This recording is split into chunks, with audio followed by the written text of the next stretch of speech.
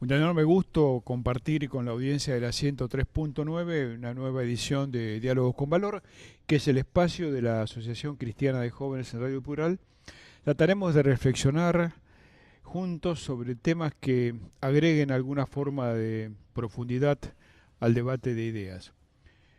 Contamos con ustedes para ello, es decir, esta es una comunicación de doble vía, un poco a la distancia, a veces en anonimato, pero al mismo tiempo con la intención de que cada uno pueda pensar, pueda reflexionar y pueda de alguna manera también reaccionar ante los temas que vamos a intentar abordar. Si alguien ajeno a este planeta Tierra pudiese observarnos más allá de Dios, seguramente se estaría preguntando qué clase de género humano somos. ¿Dónde extraviamos nuestro rumbo? Seguramente retumbaría como un interrogante al que no se le encontraría una explicación posible. Personas que se amenazan, se agreden y se matan entre ellas en función de supuestos ideales, intereses o fundamentadas mentiras. ¿Será el egoísmo? ¿Será que el hombre es naturalmente malo? ¿Será que hemos mutado en bestias sin sensibilidad? Ese mismo observador extraterrestre se seguirá devanando los sesos viendo cómo esos mismos seres, ajenos para él, gastaban fortunas en diseñar armas de todo tipo para ser utilizadas contra ellos mismos.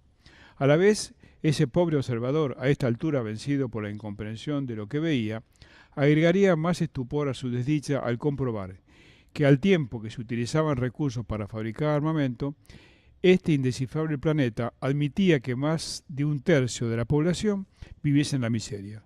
También que muriesen niños por falta de alimentación y medicamentos.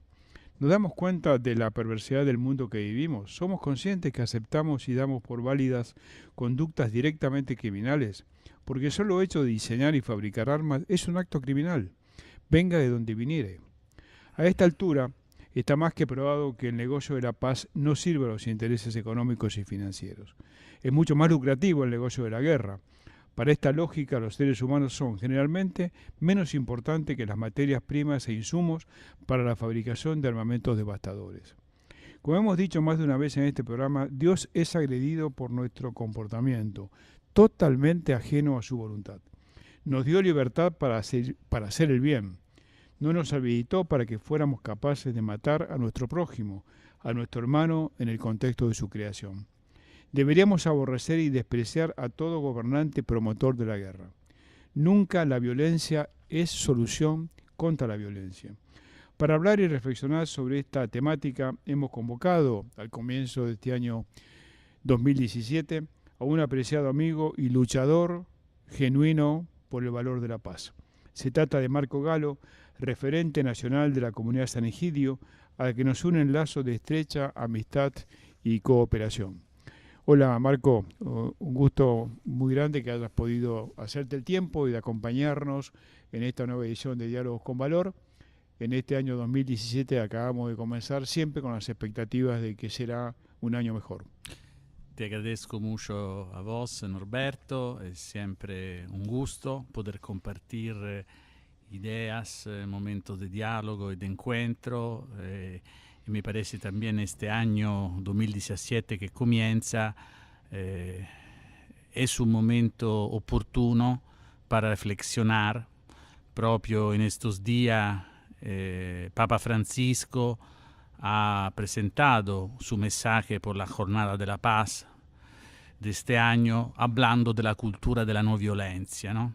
Tú hacías referencia en tu editorial el tema de las armas, el tema de esta cultura de la violencia, de la agresividad que está un poco ínsito en el corazón del hombre. Y pienso esto es un problema real, porque nosotros como cristianos creemos en el pecado original. Existe un pecado, dice el Salmo, desde el nacimiento mi madre, yo soy pecador. Entonces me parece que el tema de la cultura de la no violencia que el Papa, por ejemplo, nos empuja, nos pide, digamos, una reflexión profunda su dónde estamos ubicados, qué estamos haciendo.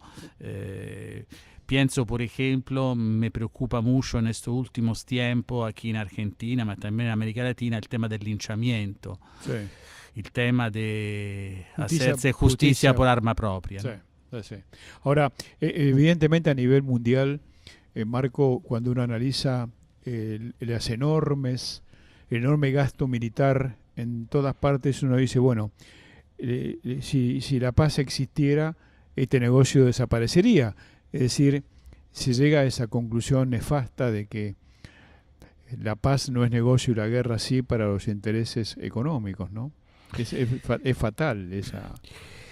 Esta cosa que tú comentabas es verdad, o sea que seguramente la guerra, almeno a primo, delante de las primeras reflexiones, puede parecer algo económicamente viable, algo que digamos que crea digamos renta Sí. por los gobiernos, por la sociedad y todo esto. En verdad es una ilusión y pensemos lo que es la guerra hoy.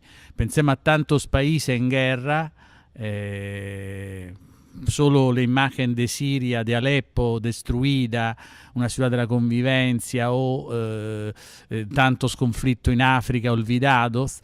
Sabemos que la guerra es la madre de todas las pobrezas y con la guerra no se puede hacer nada. Entonces, el tema del comercio de armas es un discurso ilusorio porque luego hay que pagar todos los gastos. Entonces, en verdad, es la paz que es conveniente, porque con la paz crece, nace el desarrollo, crece el comercio, crece el intercambio entre pueblos, entre naciones. Entonces, también una manera miope y no lungimirante de ver también el tema económico. Claro, pero la inmediatez del mundo posmoderno dice el negocio ya y ahora. Exactamente. Entonces, en el negocio ya y ahora, no importa Claro. que empobrezcamos, Claro. como bien decís vos, Los resultados están a la vista. Están a la vista y son... Tenemos muchos, ma penso esto es un tema que podríamos referirlo a los políticos. Papa Francisco el otro día, hablando de los políticos de Europa, hablaba de una chatura general, que no existe en político con una visión larga, que hay políticos cortoplacistas, que el cortoplacismo es un poco la regla de fondo. Entonces, como tú decías antes, uno busca la inmediatez, ¿no? Exactamente. El resultado en el momento, ahora y ya. Exactamente. Y esto de los líderes mundiales, ¿no? Es un tema tan interesante que vos ponés sobre la mesa. Casi te abrí una conclusión. Hoy tenemos un mundo de una enorme complejidad y una dirigencia política en general que no está a la altura de esa complejidad del mundo. Por eso esto que está pasando.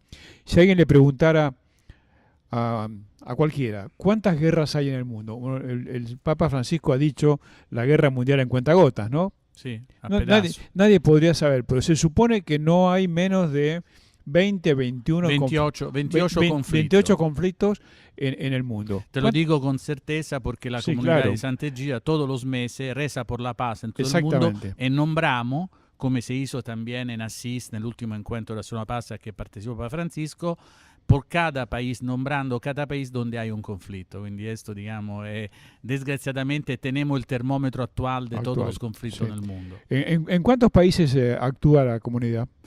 En más de 73 países del mundo. Y en Asia, África, América Latina, Europa, y en Roma donde nació, ¿no? Nació.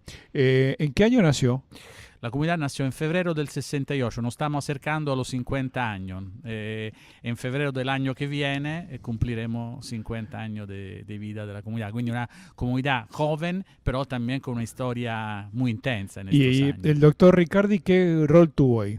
Andrea ha sido lo que ha comenzado, que ha fundado la comunidad de Sant'Egidio, come en aquel tiempo joven estudiante de un secundario de Roma. Juntó a algunos compañeros de su colegio, leyendo el Evangelio, viviendo el Evangelio y comenzando a servir a los pobres en la ciudad de Roma. Una vez te lo dije, creo que fuera de micrófono, que Andrea Riccardi fue el expositor principal en el Consejo Mundial de la Asociación Cristiana de Jóvenes en 2006 en Sudáfrica. Un mensaje extraordinario, ¿eh? en esta búsqueda de la paz, pero no una búsqueda de la paz pasiva, sino una búsqueda de la paz activa, es decir, luchando por esa paz, ¿no? Seguro. Ma yo pienso, por ejemplo, actualmente la comunidad ha comenzado digamos, un progetto muy importante proprio con referencia alla paz e al tema della guerra in Siria, con la iniziativa ecumenica, porque lo hemos hecho en Italia junto a la Mesa Valdense e la Iglesia Metodista Evangélica, la experiencia de los corredores humanitarios. Claro. Que esta experiencia de poder traer a Italia, digamos, en seguridad,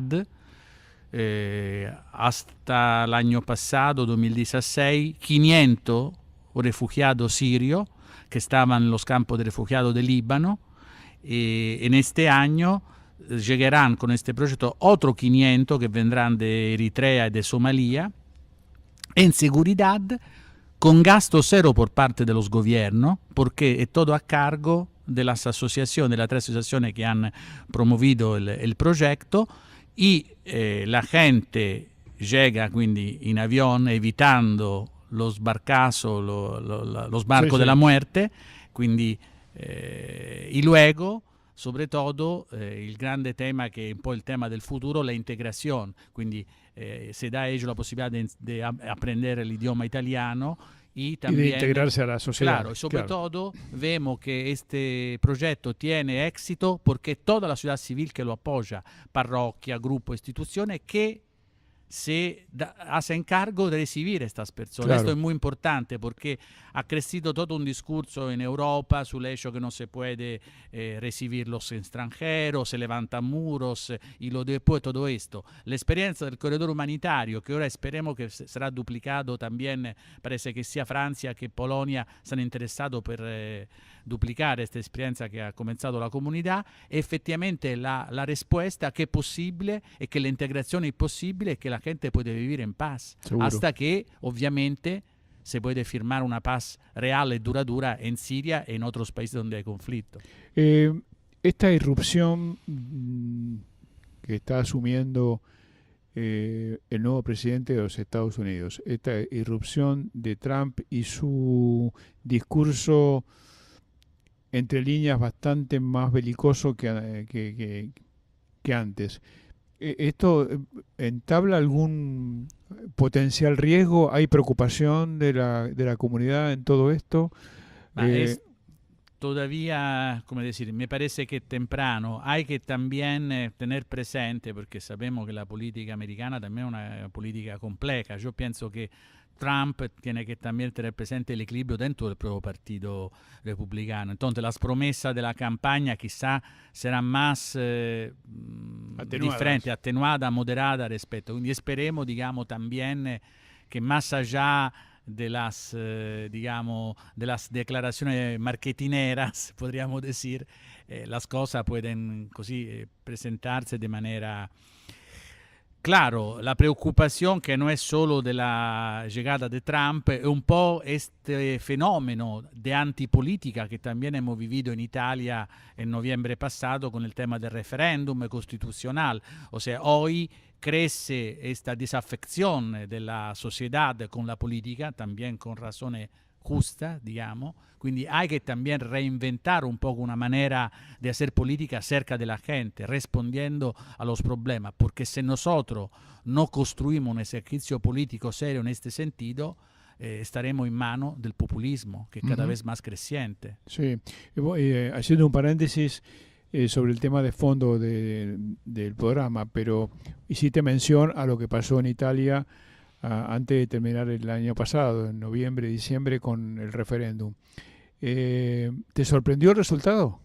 Digamos che io personalmente he votato la reforma costituzionale perché mi parecía que l'Italia è un sistema bloqueado hace muchos años. Y la reforma que mucha gente no ha ni leído, ni la Constitución para mí, effettivamente, digamos, ha sido más un voto de protesta y quizá de una manera un poco aventurosa del jefe del gobierno, que estaba un poco casi seguro de una victoria. Me parece que se ha personalizado mucho. Esto quizás ha sido una equivocación por parte del primer ministro.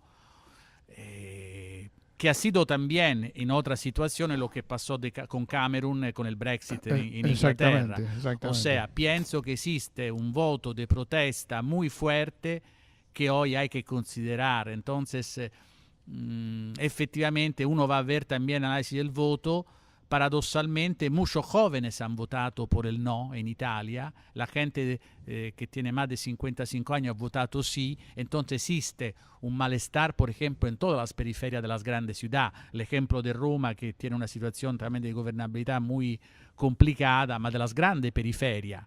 Y aquí volvemos al discurso de la periferia sobre que Papa Francisco habla continuamente, cioè la periferia tiene que ser el centro porque son los lugares abandonados donde verdaderamente puede construirse, no están dominados procesos irreversibles de instabilidad social y política en todos los países. Y los partidos xenófobos y antisistema son el ejemplo, la emergencia de esto. Andrea Riccardi ha escrito, y espero que este año también pueda ser...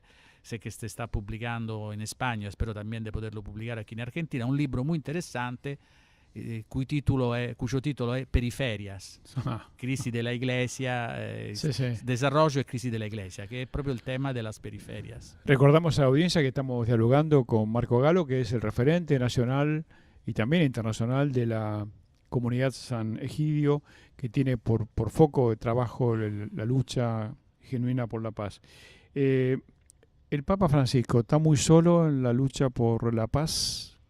Ma pienso che il Papa tiene personas, grupos, instituciones que trabajan por la paz. Él pienso que siempre desde el comienzo ha buscado un gran aliado que es el pueblo de Dios, digamos. En este sentido, digamos, yo pienso que la verdadera resistencia al pontificado del Papa è más que las críticas son siempre buenas, pueden ayudar, sobre todo en la actitud inclusiva que tiene Papa Francisco, son siempre buenas y pueden ayudar a enriquecer el debate, ¿no? A mejorar, a modificar algunas cosas. Me parece que la verdadera resistencia es la ignorancia, cioè ignorar.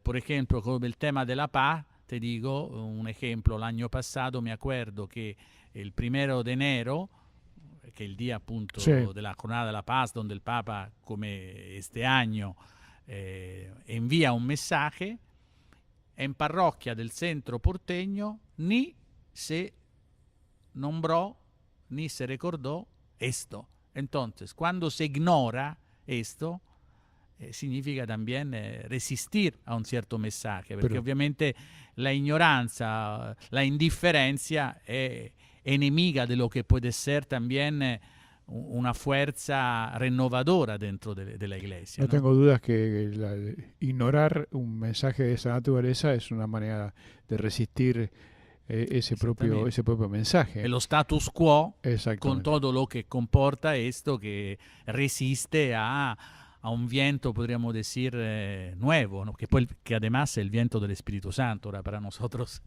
católicos no es algo así. Yo pienso que el pensamiento del Papa, además, si uno lo ve en estos 4 años de pontificado, es un pensamiento continuo, diríamos, coherente al mensaje evangélico. Claro, y también el Santo Padre tiene muchas resistencias, seguramente, al interior de la propia Iglesia, al interior del propio Estado Vaticano.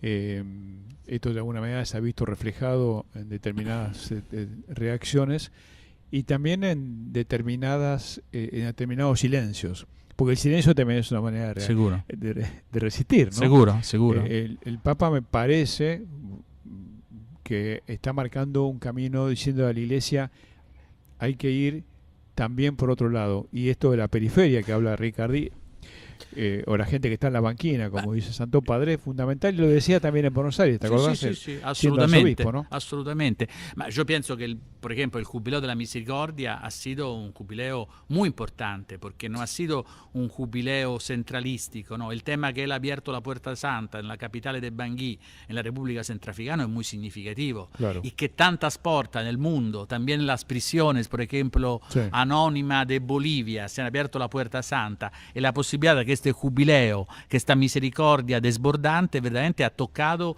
los lugares más recónditos. O Sí, sea, y esto es una cosa también, repito, ha sido un jubileo para la Iglesia Católica verdaderamente de pueblo. sí, sí, sí. La evaluación me parece que es una evaluación positiva como un hito, por lo menos para hacernos reflexionar, Esattamente, ¿no?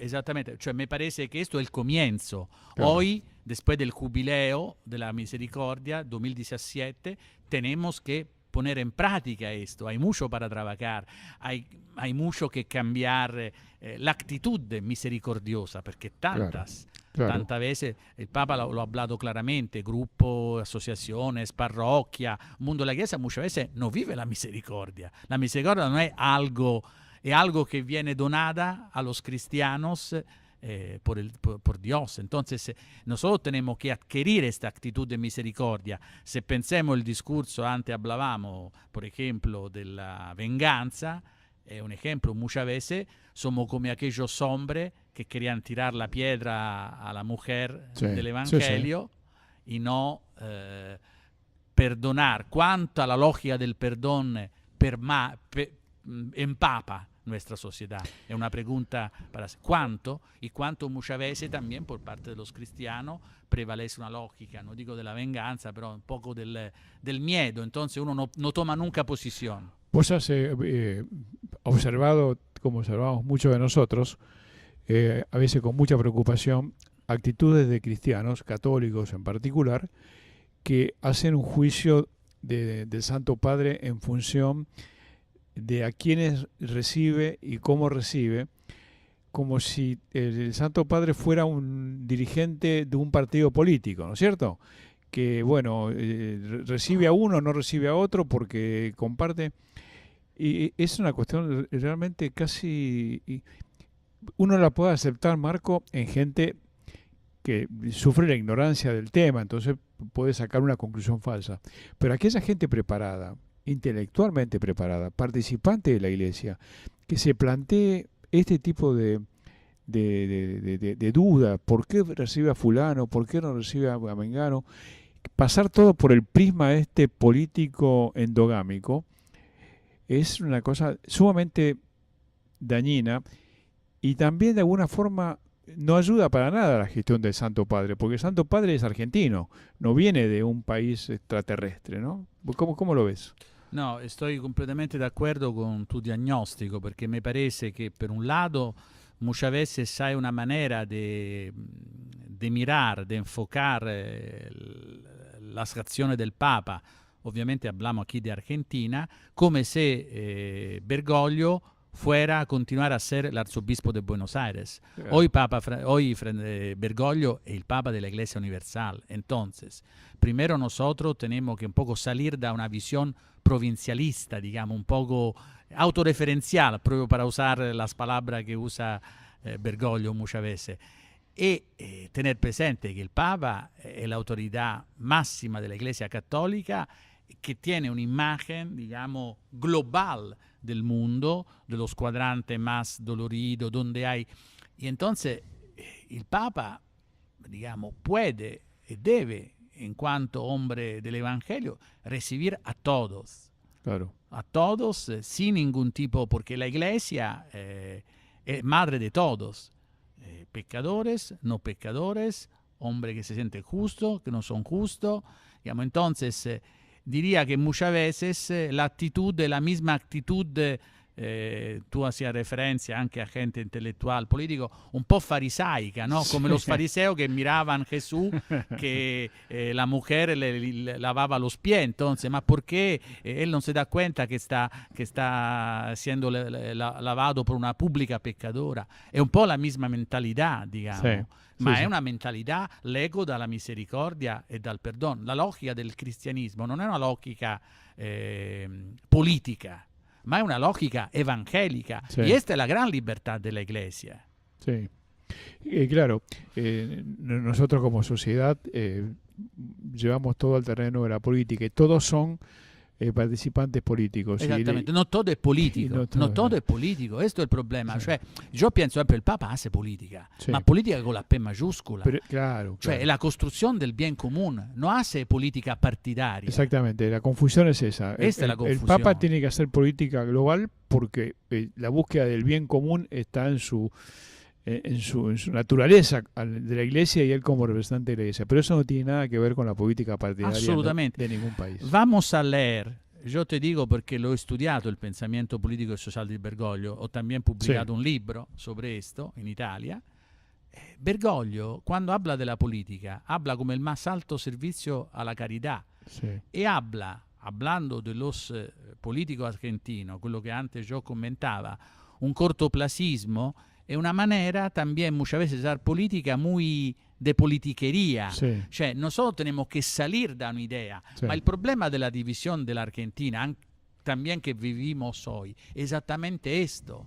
Cioè, verdaderamente tendríamos que salir de una idea de la política muy cerrada. Entonces, y esto verdaderamente daría espacio a lo que la cultura del diálogo y hacer juntos, más allá de las diferencias políticas de idea, a una política del diálogo, una política de Estado. No hace consensuada. Sí, entiendo perfectamente. No hace mucho, en una conversación con un sacerdote ya entrado en años, él me decía, y discutíamos naturalmente, dice, la cultura del encuentro que plantea el Papa Francisco es un mensaje equívoco para la Iglesia. Dice, porque cuando se habla de la cultura del encuentro puede ser que valga todo en ese encuentro.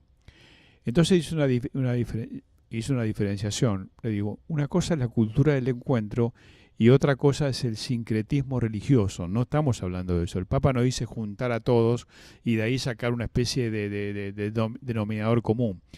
La cultura del encuentro es el respeto por las identidades. ¿No es cierto? Ahora vos fijate un sacerdote entrado en años que hace este tipo de afirmación, que seguramente si la hizo en una conversación conmigo, la tiene que haber compartido en muchos otros ámbitos. Y vos fíjate que esas interpretaciones son totalmente sesgadas, totalmente propias de la cultura argentina. En lugar de buscar la mitad del vaso lleno, buscamos la mitad del vaso vacío y ver dónde está la falla.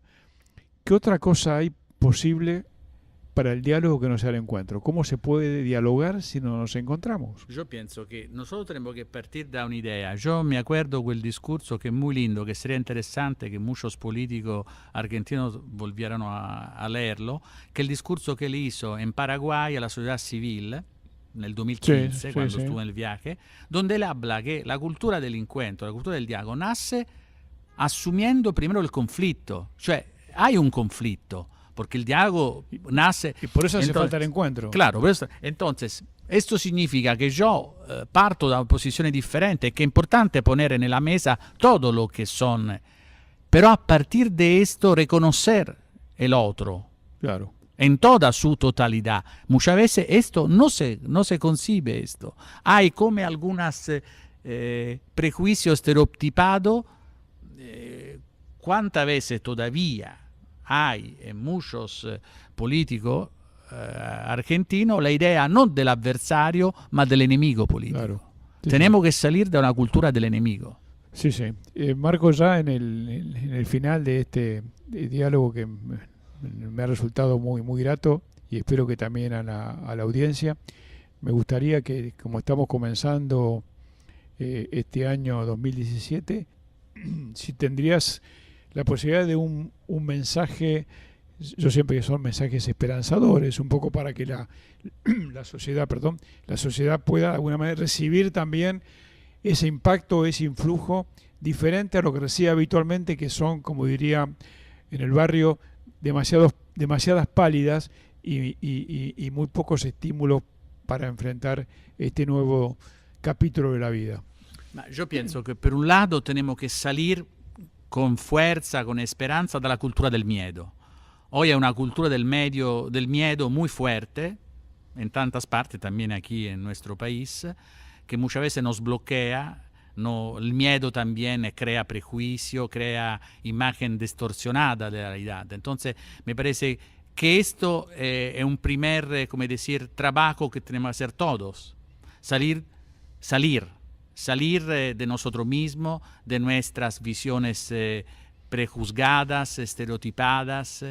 En este sentido, también ayudar a la nueva generación a abrir la cabeza, a razonar sobre esto, a no tomar todo ya cerrado, ¿no? Claro. Y esto es un primer... El otro tema, pienso, construir cada vez más una actitud de humildad delante de los otros, no vivir una actitud de soberbia, de saber que ya lo sé todo, que ya lo conozco. También tenemos que tener presente ser un poco hábiles escrutadores de los signos de los tiempos. La realidad cambia continuamente, entonces tenemos que también, pienso como cristiano, tener la sabiduría de una lectura de los tiempos que no son una lectura siempre la misma. Entonces, Claro. esto, percibir también los cambios positivos, buscar allá donde es posible y pienso sobre todo construir también una alianza con tanta gente. En este sentido me parece, yo siempre me gusta mucho aquella imagen que da Papa Francisco de la iglesia, pero también las iglesias, podríamos decir, como hospitales de campo. Marco, muchísimas gracias por esta oportunidad de diálogo y lo mejor para este año, para vos y para la comunidad. Gracias a vos también, buen comienzo de año. Ha sido Marco Galo, nuestro invitado de hoy. Como decimos siempre, Argentina anda y camina con esperanza activa. Hasta nuestro próximo encuentro por la 103.